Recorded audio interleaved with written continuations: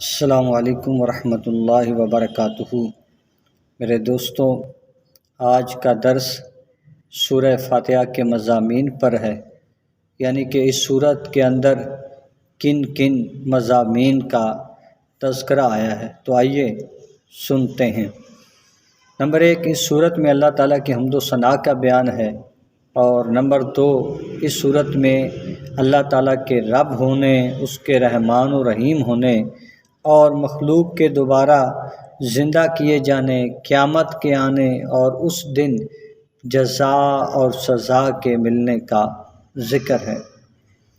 Number 3، صرف اللہ تعالیٰ کے عبادت کا مستحق ہونے اور اس کے حقیقی مددگار ہونے کا ذکر ہے۔ نمبر 4، دعا کے آداب کا بیان ہے، اللہ تعالیٰ سے دین حق اور صراط مستقیم کی ہدایت ملنے کا ذکر ہے، اور نیک لوگوں کے حال سے موافقت کرنے، مطابقت کرنے کا ذکر ہے، اور گمراہوں سے اجتناب کرنے کی دعا کی تعلیم دی گئی ہے۔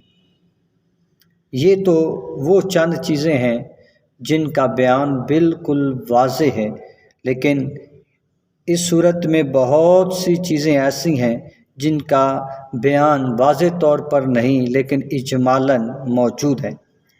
حضرت علی رضی اللہ تعالیٰ عنہ فرماتے ہیں، اگر میں چاہوں تو سورہ فاتحہ کی تفسیر سے 70 اونٹ بھر دوں۔